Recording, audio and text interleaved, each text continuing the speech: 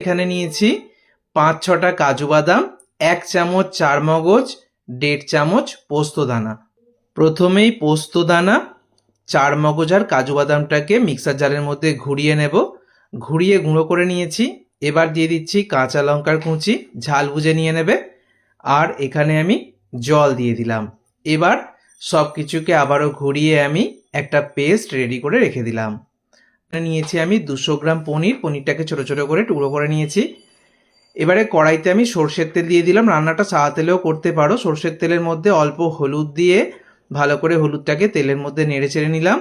এবার পনিরগুলো দিয়ে দিচ্ছি আমি তেলের মধ্যে। পনির কিন্তু বেশিক্ষণ ভাজার প্রয়োজন নেই, হালকা ভেজেই তুলে নেব। আর ওপর থেকে একটু লবণ এইভাবে ছড়িয়ে দিলাম। সামান্য একটু হলুদ এইভাবে তেলের মধ্যে দিয়ে দিলে পনিরের মধ্যে একটা খুব সুন্দর হালকা হলুদ কালার আসবে। দেখতেই পাচ্ছ পনিরটাকে আমি 1 থেকে 2 মিনিট ভেজে তুলে নিয়েছি। এইভাবে দুটো ব্যাচে পনিরটাকে ভেজে নিয়েছি। এবারে গোটা গরম মশলা দিয়ে দিলাম তেলের মধ্যে, আর একটা শুকনো লঙ্কা দিয়ে দিয়েছি। দিয়ে দিচ্ছি সামান্য একটু জিরে আর একটু কালো জিরে। জিরে কালো জিরে যে কোনো একরকম দিলেও চলবে। ভালো করে একবার তেলের মধ্যে নেড়ে চেড়ে নিয়ে এবার যে পেস্টটা আমি রেডি করে রেখে দিয়েছিলাম সেই পেস্টটা দিয়ে দিলাম। পেস্টটা দেওয়ার পর এবার খুব ভালো করে পেস্টটাকে কষাতে হবে।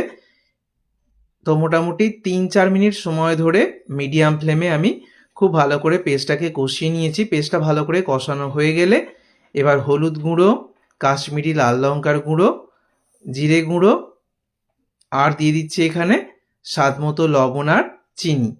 তারপরে সামান্য জল দিলাম। খুব ভালো করে আবারও কষাতে হবে।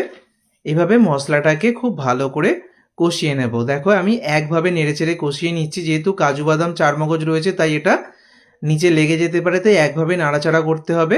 তারপর আরও একটু জল দিয়ে দিলাম।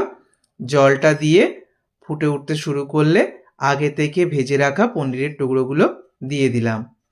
পনিরটাকে দিয়ে ভালো করে নেড়েচেড়ে নেব। এই রান্নাটা একদম চটজলদি হয়ে যায়, বেশি সময় লাগে না। পনির দেওয়ার পর মিনিট 5 রান্না করব। তো মোটামুটি মিনিট 4 পর একটু কসুরি মেথি হাতে ঘষে দিয়ে দিচ্ছি। যেহেতু সম্পূর্ণ নিরামিষ রান্না তাই একটু কসুরি মেথির ব্যবহার করলাম। একটু গরম মশলার গুঁড়ো দিয়ে দিলাম আর দিয়ে দিচ্ছি এখানে সামান্য একটু ঘি। বাড়িতে পনির মশলা থাকলে একটু পনির মশলাও তোমরা দিতে পারো। ভালো করে নেড়ে চেড়ে মিনিট খানেক রেখে আমি গ্যাস অফ করে দেব। তৈরি হয়ে গেল সম্পূর্ণ নিরামিষ পনির পোস্ত। ঘি গরম মশলা দেওয়ার পর আর 1 মিনিট গ্যাস জেলে রেখে আমি গ্যাস অফ করে দেব।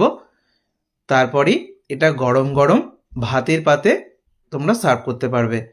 একদম ঝামেলাবিহীন নিরামিষ রান্না। নিরামিষ দিনে এটা থাকলে আর কোনো কিচ্ছু লাগবে না। যে কোনো দিন তোমরা এই রান্নাটা চটজলদি বানিয়ে বাড়ির সবাইকে কিন্তু চমকে দিতে পারবে।